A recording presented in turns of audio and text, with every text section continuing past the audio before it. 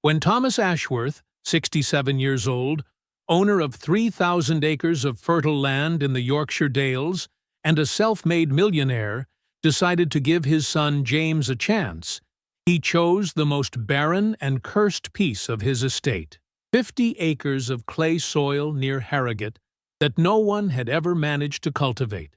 "If you want to prove you're worth something, do it with this," he said with contempt, convinced his son would fail miserably as always. But what James achieved in just 7 months with that impossible land left Thomas speechless. Because sometimes the one who seems like a loser hides a genius that no one knows how to recognize, and when Thomas realized what he had just lost, it was already too late to turn back. In the rolling hills of the Yorkshire Dales between Harrogate and York, Thomas Ashworth ruled over an agricultural empire that stretched as far as the eye could see. 3,000 acres of fertile land, centuries-old orchards, prize-winning sheep pastures, and modern farms that produced some of England's finest wool, lamb, and organic produce. At 67, with his grey beard and hands hardened by 50 years of working under the Yorkshire sky, Thomas had become a millionaire starting from a single acre inherited from his grandfather. But his wealth came at a price. Thomas had become a hard, ruthless man who measured people's worth only by their ability to generate profit. And his harshest judgment he reserved precisely for his son, James. James, 32 years old, had always been considered a disappointment by his father. After studying agricultural sciences at the Royal Agricultural University, he had attempted various ventures, all ending badly, according to Thomas. He had tried a small nursery in Leeds, which went bankrupt after 2 years. He had worked as an agricultural consultant, but clients were few. Every attempt by James was met by his father with sarcasm and disapproval. The truth was that Thomas couldn't stand that James was different from him. Where Thomas was aggressive in business, James was thoughtful. Where Thomas cut costs at all costs, James thought about sustainability. Where Thomas saw only numbers, James saw the environment and the future. That April morning, James had come to his father with yet another request. He had a project, an innovative idea for growing organic products using regenerative farming techniques. He just needed a piece of land to prove his vision could work. Thomas listened with his usual skeptical smile. When James finished speaking, the old farmer stood up from his armchair in his study and looked out the window at his prosperous lands. He had made a decision he thought was brilliant. He would give James his last chance, but on his terms. Thomas took James outside in his battered Land Rover toward the most remote part of his property. After 20 minutes driving on dirt tracks, they arrived at a barren and desolate plateau, 50 acres of clay soil, dry, battered by the Yorkshire winds. It was the land Thomas had acquired 10 years earlier almost by mistake, at a court auction. None of his experts had ever managed to grow anything on it. With a cruel smile, Thomas pointed to that brownish expanse and told James that this was his opportunity. If he wanted to prove he was worth something, he had to do it with this cursed land. He had 1 year, after which the land would be sold. James looked at that desolation and felt his heart break. His father wasn't giving him a chance. He was giving him a condemnation. But in his eyes, Thomas saw something he didn't expect: determination instead of resignation. Thomas was convinced he had put an end once and for all to his son's pipe dreams. He didn't know he was about to make the biggest mistake of his life. James spent the first days walking across this seemingly impossible terrain, studying every square meter with the expert eye he had sharpened during years of study and failed attempts. What his father saw as barren and useless land, James could read as different stories in those clods. The clay soil actually had unique characteristics. It was rich in minerals, had excellent water retention capacity once worked properly, and its position on the plateau made it perfect for certain specific crops. James had studied similar cases during university and knew that this type of soil, if treated with the right techniques, could become extremely fertile. But James's real ace was his knowledge of regenerative agriculture techniques. Instead of exploiting the land to exhaustion like his father did, James wanted to regenerate it, bring it back to life through natural and sustainable methods. He began with a thorough soil analysis, spending his last savings on chemical tests and composition analyses. The results confirmed his intuitions. Beneath that hard and apparently sterile crust lay soil very rich in potential. James developed a three-phase plan. First, he had to break the clay compaction using deep plowing techniques alternated with rest periods.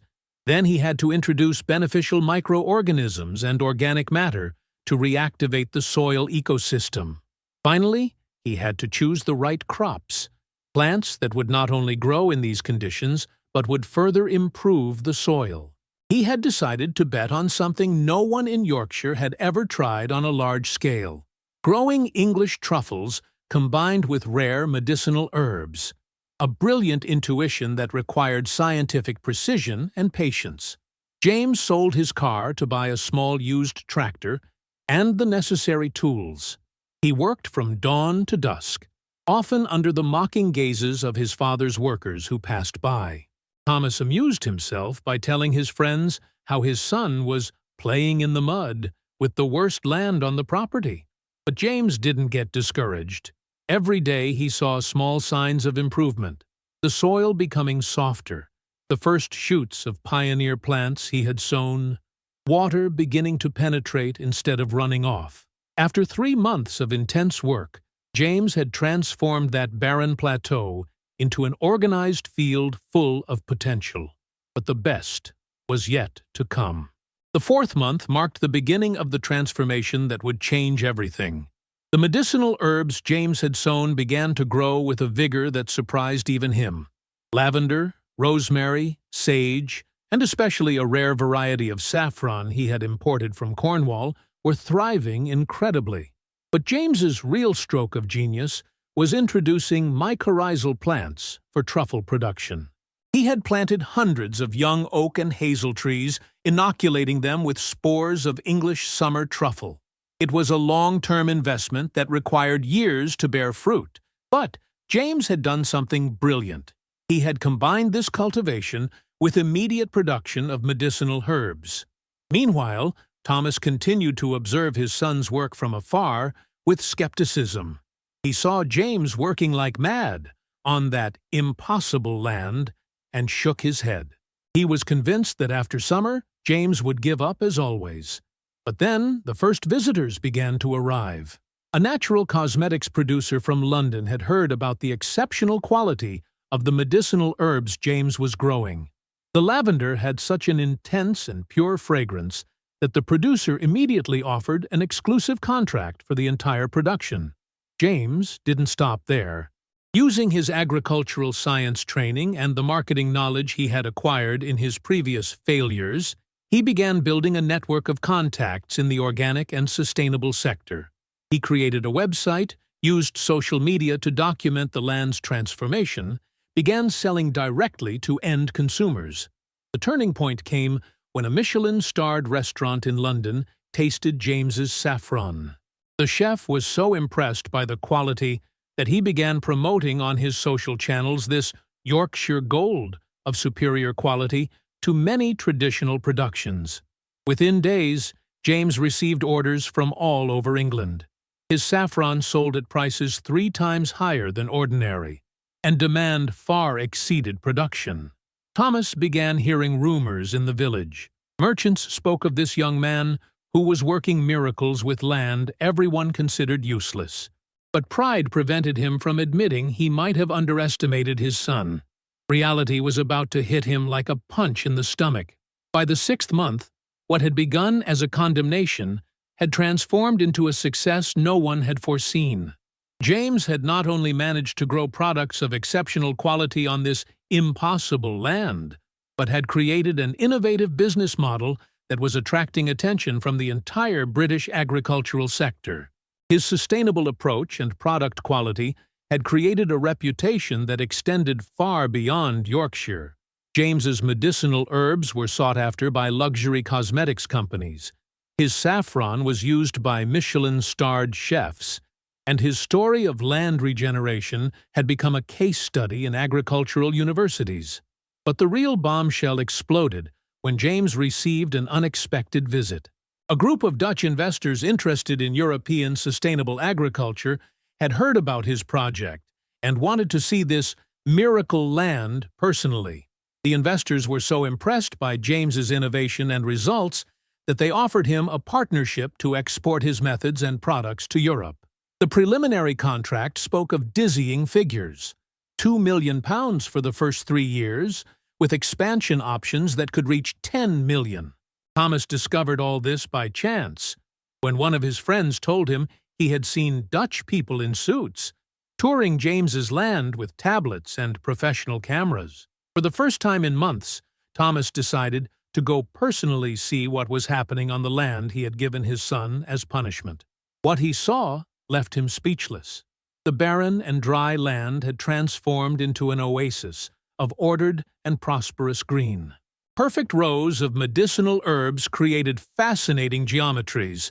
The young mycorrhizal trees grew lush, and the entire plateau had a professional and well-maintained appearance that rivaled the best agricultural enterprises in the region. But what struck Thomas most was seeing James in action. He was no longer the insecure boy always seeking approval that he had known.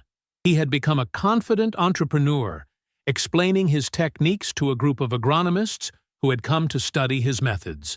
Thomas hid behind a row of trees and listened to his son speak with competence and passion about regenerative agriculture, environmental sustainability, and long-term vision. These were all concepts Thomas had always despised, but which he now saw translated into concrete results and impressive profits. For the first time in his life, Thomas Ashworth realized he had made a terrible mistake. The truth hit Thomas like a boulder when he began doing the math. While he focused on managing his traditional lands with ever-shrinking margins due to global competition, James had created in just 6 months an activity that generated profits per square meter 10 times higher than his. Thomas began investigating discreetly. What he discovered made him feel as if the world was collapsing around him. James was not only earning unthinkable sums from the land he considered the worst of his property, but had also attracted the attention of national and international media. An article in a prestigious agricultural magazine defined James as the young visionary revolutionizing British agriculture. A documentary by Danish television had done a special report on his innovative methods. Foreign universities invited him as a speaker for conferences on the agriculture of the future. But the hardest blow came when Thomas discovered that James had received a purchase offer for his project from a multinational organic agriculture company. The figure was £20 million, just for the rights to his methods and for managing that single 50-acre plot. Thomas quickly did the calculations. In less than a year, his son had transformed land he valued at zero into a £20 million asset. It was a performance that he himself, with all his experience, had never managed to achieve. Enjoying the story? Give it a little like and don't forget to subscribe. Now then, let's carry on. The bitterness was double because Thomas began to realize that all of James's previous failures hadn't been failures, but learning experiments. The nursery had given James skills with plants. The consulting work had made him know the market. Each experience had contributed to building the skills that were now making the difference. Thomas had always seen these attempts as proof of his son's weakness, but in reality, they had been investments in his training. James had accumulated knowledge and skills that no university could have given. At night, Thomas couldn't sleep. He realized he had not only underestimated his son, but that his arrogance was costing him the chance to be part of the family's greatest success. But above all, Thomas began to understand that James no longer needed him. The boy who for years had desperately sought his father's approval was now building his own empire, without asking anything more from anyone. And Thomas, the patriarch who thought himself indispensable, was proving completely useless. At the end of the 7th month, Thomas could no longer bear the situation. His pride fought with the realization of having made the mistake of his life.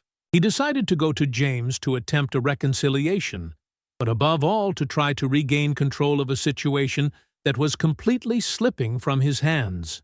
Thomas appeared on James's land one October morning, when the first autumn mists made the plateau even more evocative. James was checking the drip irrigation system he had installed to optimize water use, another element of his sustainable approach. The meeting was embarrassing for both. Thomas tried to start the conversation with a paternal tone, congratulating James on the progress he had made. But James, now mature and confident, didn't bite at his father's late flattery. Thomas then tried a different strategy. He proposed to James that they join forces, integrate his innovative methods with the experience and resources of Ashworth estates. He spoke of expansion, of applying James's techniques to hundreds of acres, of building an even greater empire together. But James listened politely, without enthusiasm.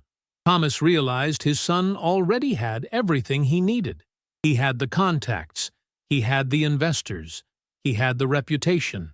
He no longer needed his father's approval or resources. When Thomas tried to play the paternal authority card, James responded with a firmness that hit him straight in the heart. He told him that for years he had tried to get respect and trust, but had received only contempt and sabotage. Now that he had proven his worth, he no longer needed any recognition. Thomas then tried the last card. He reminded him that this land was still his property, and that technically he could take everything back at any time. But even here, James had a ready answer. He had already consulted specialized lawyers, and the verbal contract Thomas had made him in front of witnesses, combined with the investments James had made on the land, gave him significant legal rights. Moreover, James had already begun negotiations to buy other lands in adjoining areas. He no longer needed to depend on his father for anything. Thomas realized the power dynamic had completely reversed. Now he was the one who needed James, not the other way around. The son he had always considered a failure had become the successful man he had always pretended to be. The conversation ended with James returning to his work, leaving Thomas alone with the awareness of having forever lost the opportunity to be part of his son's success. A year after that humiliating confrontation, James had completed his transformation from failed son to successful entrepreneur. The contract with the Dutch investors had been signed, and James had used the funds to expand his project to 300 acres of purchased land in the area. The Ashworth method. James had kept the family name in his company's name, more out of tradition than recognition for his father, had become an international case study. Universities from around the world sent students to intern at his company, and James had become a sought-after consultant for sustainable agriculture projects in Europe, Asia, and America. But the sweetest success for James was when he received the Innovator of the Year award from the Yorkshire Chamber of Commerce. Thomas, who for years had received similar recognition for his traditional activities, found himself reading in the local newspaper the article that celebrated his son as the future of Yorkshire agriculture. James had also found love.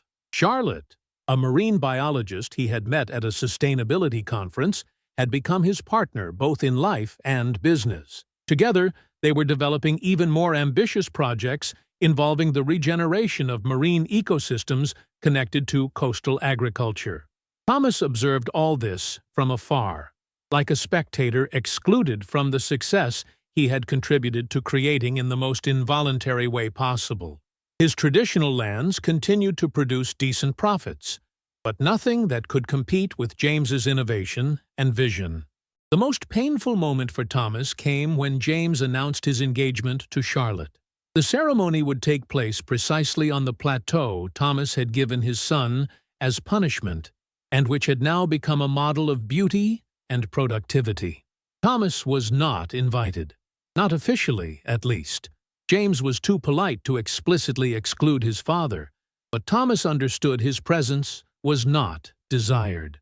The son, who for years had desperately sought his approval, now didn't even feel the need for his presence. Thomas realized he had created his own isolation. He had pushed away the only person who could have been his true heir and successor. He had chosen pride over love, control over trust, and was now paying the price for his arrogance. On the day of James's wedding, Thomas stayed in his house, looking out the windows at the lights of the celebration taking place on the land he had once considered useless. It was the celebration of success that could have been his, too, if only he had known how to believe in his son instead of judging him. 5 years after that fateful decision to give James the worst land of the property, Thomas Ashworth sat alone in his study, surrounded by trophies and awards from a lifetime of successes that now seemed empty to him. Outside the window he could see the lights of James's company, which had meanwhile become a complex of modern and eco-sustainable buildings that attracted visitors from around the world. James had transformed those 50 acres into an empire that generated more revenue than all the other Ashworth properties combined. His center of excellence for regenerative agriculture had become a destination for agronomists, investors, politicians, and journalists interested in the future of agriculture. Thomas had tried several times over the years to approach his son, but each attempt had met with James's polite but firm indifference. There was no hatred, no resentment, but there was something worse: the total absence of need.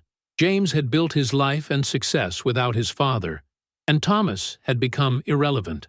The final blow came when James bought all the lands bordering Thomas's property, effectively becoming the largest and most innovative landowner in the region. The son had surpassed the father not only in terms of success, but also influence and respect in the community. Thomas had realized too late that the real treasure of his life wasn't his 3,000 acres, but the incredible potential of the son he had always underestimated. He had spent a lifetime building a material empire, but had destroyed the most important value: family. Now, at 72, Thomas looked back and clearly saw all the mistakes he had made. Every time James had tried to show his ideas, Thomas had silenced him. Every time his son had asked for trust, he had responded with skepticism. Every time James had sought love and approval, Thomas had given only judgments and criticism. The paradox was bitter. By giving James the worst land as punishment, Thomas had unwittingly given him the greatest gift of his life. That seemingly impossible challenge had forced James to bring out the best in himself, to innovate, to think differently.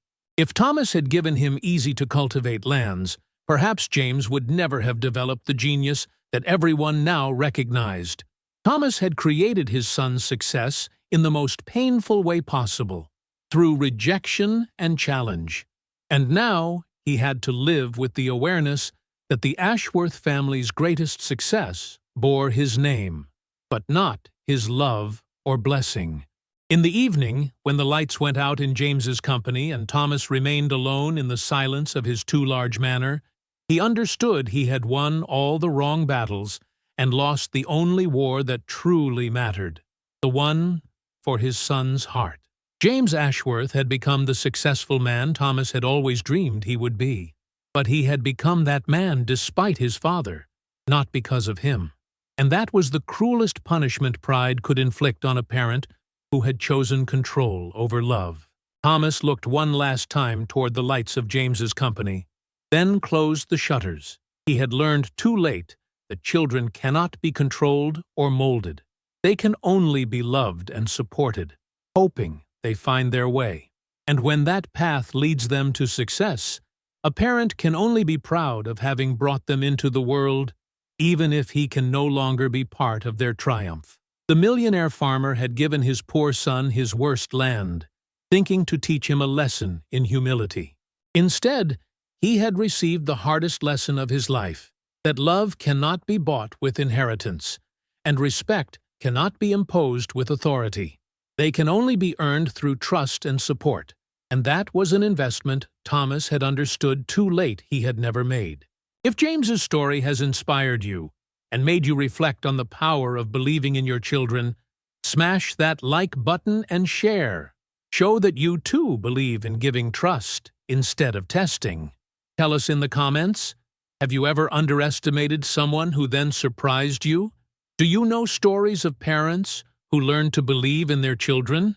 Your stories can inspire other families.